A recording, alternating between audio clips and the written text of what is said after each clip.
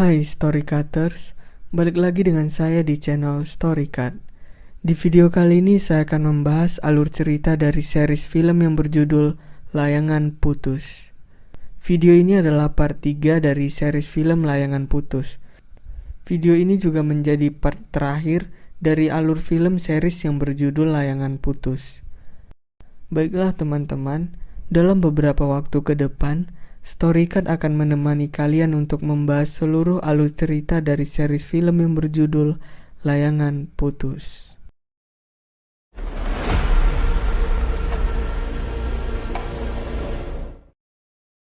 Pada episode sebelumnya, Aris dan Kinan bertengkar hebat hingga Kinan mengalami kontraksi dan harus dilarikan ke rumah sakit.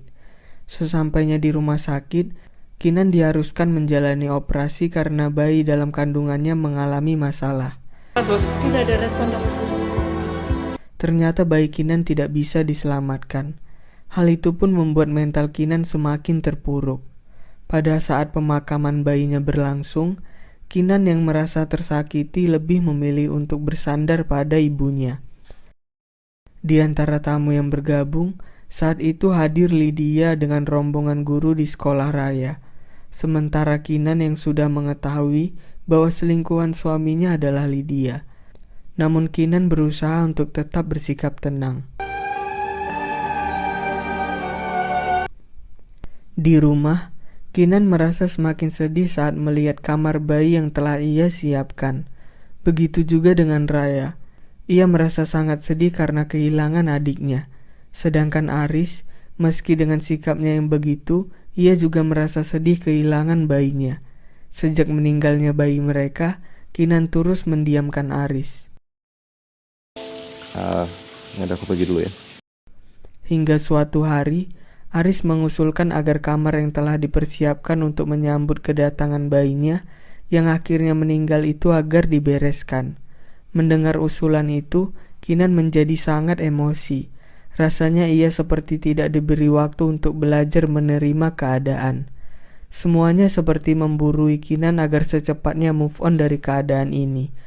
Kinan pun mengaitkan penyebab kematian bayinya karena kesalahan Aris. Tapi kali ini, Aris berbalik marah dengan menyalahkan Kinan. Mereka terlibat pertengkaran. Bisa milih siapa yang harusnya mati duluan, tau gak? Aris yang merasa terserang oleh kalimat Kinan, memutuskan untuk meninggalkan rumah dan pergi ke apartemen wanita selingkuhannya. Sepeninggal Aris, Kinan histeris dan mengobrak-abrik kamar bayinya sebagai bentuk luapan emosinya. Tidak lama kemudian Lola pun datang menghampiri Kinan. Lola berusaha menenangkan Kinan dan meyakinkan Kinan kalau ia menceritakan masalahnya kepada Lola. Kinan seperti biasanya, ia tetap berpura baik-baik aja. Namun Lola berhasil membuat Kinan menuangkan beban yang selama ini ia simpan sendirian. Kinan saat ini benar-benar sensitif. Ia mudah tersinggung saat ada yang membahas perihal kamar bayinya. Seperti yang Dita lakukan. Karena emosinya, Kinan pun langsung pergi. Ia datang ke kuburan bayinya. Memang di antara kebanyakan kesakitan, yang paling sakit adalah kehilangan. Terlebih lagi saat kita merasa sendirian. Saat kita merasa tidak ada satupun manusia yang bisa memeluk dan mencoba mengerti apa yang sedang kita rasakan. Hubungan Aris dan Kinan sempat diwarnai pertengkaran hebat. Tapi Kinan berusaha melayani Aris selayaknya suami istri. Namun di balik semua itu, ternyata Kinan berencana untuk menjebak Aris dan Lydia dengan mempertemukan mereka di sebuah restoran. Kinan mengajak Aris dinner untuk memperbaiki hubungan mereka. Sementara Lydia mengira Aris lah yang mengajak ia dinner. Karena Kinan menghubungkan aplikasi telepet yang ada di HP Aris untuk terhubung ke laptop miliknya. Aris dan Lydia yang tiba-tiba di restoran menjadi tercenggang ketika melihat seorang wanita cantik yang ternyata adalah Kinan. Dan di episode ke-8, pada pertemuan itu, secara tersusun Kinan membeberkan semua yang diketahuinya kepada Aris dan Lydia. Di balik sakit hati yang dirasakan, Kinan masih bersikap tenang. Ia juga mengatakan akan menuntut Aris ke pengadilan dan Lydia akan ikut terseret. Aris tidak terlihat merasa bersalah atas apa yang telah dilakukannya. Kinan juga mengusir Aris dari rumah. Dan keesokan harinya meminta Aris untuk datang ke kantor Lola yang kini menjadi kuasa hukum Kinan. Saya yang akan mewakili Kinan untuk Aris digugat dengan tuduhan perbuatan zina. Kinan memberikan Aris dua pilihan. Pilihan pertama adalah Kinan yang akan tetap melaporkan Aris ke polisi. Atau pilihan kedua, Kinan tidak akan melaporkan Aris asalkan Aris meninggalkan Lydia. Namun Aris tidak tinggal diam. Ia meminta saran kepada Irfan dan Alif. Aris akhirnya menyewa pengacara yang disarankan oleh Alif. Pengacara tersebut memberi banyak bualan kepada Aris. Gunung es, yang namanya Gunung Es. Di sisi lain, Raya dapat merasakan suasana keluarganya yang kini sudah tidak lagi harmonis. Terlebih lagi Aris yang saat ini tidak lagi tinggal serumah dengannya. Saat Raya sedang melakukan panggilan video dengan ayahnya, tiba-tiba Lydia muncul di belakang ayahnya. Namun Kinan mengelak, mengatakan bahwa Raya hanya salah lihat. mirip doang kali. Mengetahui Haris menyewa pengacara, Kinan semakin tersinggung dan menganggap kalau Aris memberikan perlawanan dan tetap tidak mengaku salah. Pengacara Aris menyepelekan bukti yang Kinan punya. Ia mengatakan bukti milik Kinan sangat lemah, yang berarti harapan mereka untuk menang sangatlah kecil. Terlebih lagi Aris dan pengacaranya ingin menuntut balik Kinan dengan tuduhan pencemaran nama baik. Aris juga ingin menuntut Kinan dengan tuduhan perselingkuhan Kinan dengan Andri. Mereka seperti ingin membalikkan fakta. Sementara saat di sekolah, Lydia mendatangi Kinan agar meluangkan waktunya untuk mereka mengobrol. Setelah berpikir panjang, akhirnya Kinan pun bertemu dengan Lydia di sebuah kafe. Lydia mengaku bahwa Arislah mengejar-ngejar dirinya sampai akhirnya mereka punya hubungan. Lydia juga meminta Kinan untuk tidak melaporkan Aris ke polisi demi Raya. Namun Kinan tetap pada keputusannya. Yang saat ini sedang dipertahankan Kinan adalah harga dirinya. Sebagai seorang perempuan hanya harga diri. Tiba hari di mana Kinan akan mengajukan tuntutannya kepada Aris. Dalam perjalanan, Aris terus berusaha menghubungi Kinan, namun tidak ada jawaban. Karena sibuk menelpon Kinan, Aris tidak fokus menyetir sampai ia terlibat kecelakaan. Perawat yang menangani kondisi Aris terus menghubungi Kinan untuk menandatangani surat persetujuan operasi. Sayangnya Kinan sama sekali tidak menjawab telepon dari mereka. Kemudian perawat menghubungi Lydia. Lydia pun segera datang dan mengaku sebagai istri Aris agar ia dapat menandatangani surat persetujuan operasi tersebut. Saat Aris keluar dari ruangan operasi, nama Kinanlah yang terus ia sebut. Aris sama sekali tidak menyebut nama Lydia. Di sela itu, Kinan tiba-tiba berubah pikiran dan mengurungkan niatnya untuk melaporkan Aris. Kinan pun mencoba menghubungi Aris, namun tidak ada jawaban. Tiba-tiba nomor yang tidak dikenal menghubungi Kinan dan memberitahu Kinan bahwa Aris kecelakaan. Di rumah sakit, Kinan merasa tersinggung atas tindakan yang dilakukan Lydia, karena merasa haknya sebagai istri direnggut. Meski demikian, saat Aris siuman, Kinan adalah orang pertama yang ia lihat.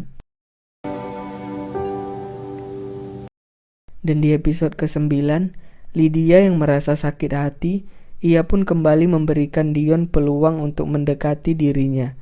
Lydia membawa Dion ke apartemennya.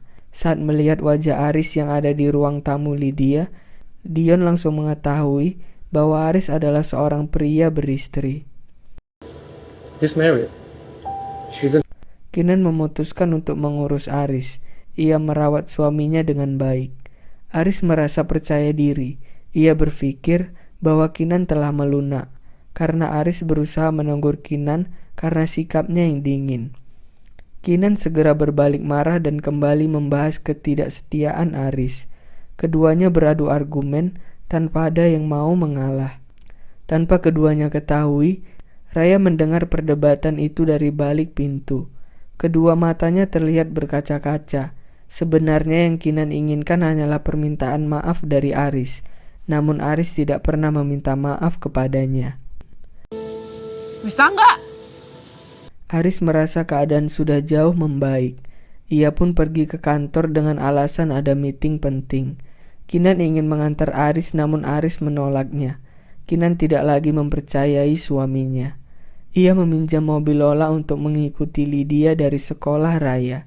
Benar saja, Lydia bersama dengan Aris. Kinan mengikuti mereka sampai ke apartemen Lydia. Kinan menunjukkan plat mobil Lydia kepada resepsionis dengan alasan bahwa ia baru saja menabrak mobil tersebut. Datanglah Lydia dengan Aris. Mereka tercengang melihat Kinan yang ada di sana. Kinan menampar Aris. Tanpa disangka, Aris lebih memilih Lydia dan meminta Kinan untuk pergi. Lalu Kinan memulangkan cincin pernikahan kepada Aris. Kemudian ia pun pergi. Kini Kinan dihadapkan oleh dua pilihan yang sulit. Mempertahankan rumah tangganya tetapi dimadu, atau cerai dengan Aris tetapi harus mengorbankan perasaan Raya. Bisa, terserah. Udah, I'm done. Di sisi lain, Lydia menyarankan agar Aris membawa Raya untuk menginap di apartemen mereka, agar Lydia bisa mengambil hati Raya. Kinan pun mengizinkan Raya untuk menginap di sana. Saat menjelang tidur, Aris berbincang banyak hal bersama Raya. Aris juga sudah jujur kepada Raya bahwa ia ingin menikahi Lydia.